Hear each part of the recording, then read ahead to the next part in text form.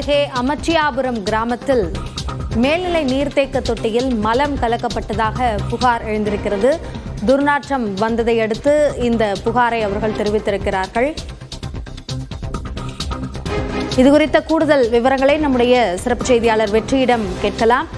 வெற்றி, என்ன புகார் தெரிவிக்கப்பட்டிருக்கிறது? இதுவரை தெரிய வந்திருக்கும் விவரங்கள் என்ன? மதுரை சோழவந்தான் தொகுதிக்கு உட்பட்ட இந்த வாடிப்பட்டி ஒன்றியத்துக்கு உட்பட்ட கருப்பட்டி ஊராட்சி, அந்த ஊராட்சிக்கு உட்பட்ட அம்மச்சியாபுரம் கிராமம் இருக்கு. இங்க 200க்கும் மேற்பட்ட குடும்பங்கள் இருக்கு.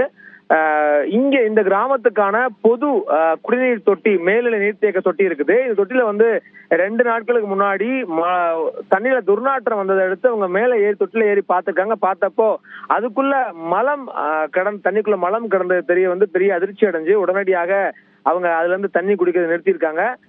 அவங்களுக்கு பலருக்கு அந்த சுகாதார கேடுகள் ஏற்பட்டிருக்கு. சிலருக்கு காய்ச்சல், வயிற்று உபாதைகள்லாம் ஏற்பட்டிருக்குது.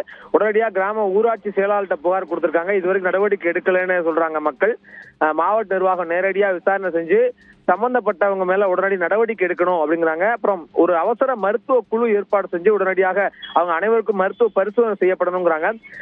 நம்ம இது தொடர்பாக இந்த பிடிஓ வட்டார வளர்ச்சி அலுவலர்கிட்ட கேட்கும்போது, இது இப்படி எந்த புகாரும் எங்களுக்கு வரல, அது சுண்ணாம்பு பெயிண்ட் அடிச்சிருந்தாங்க, பெயிண்டோட துகள்கள் தான் விழுந்திருந்தது, அப்படி எந்த புகாரும் இல்லை, உடனடியாக அது தொட்டி சுத்தம் செய்யப்பட்டது அப்படிங்கிற ஒரு தகவலை தெரிவிக்கிறாங்க. ஆனா மக்கள் இப்படி ஒரு நிலை இருந்ததாக ஒரு வீடியோவும் ஆதாரத்தோட எடுத்து இந்த புகாரை தெரிவிச்சிருக்காங்க. உடனடியாக மாவட்ட நிர்வாக நடவடிக்கை எடுக்கணும்னு கேட்டிருக்காங்க. அபிநயா,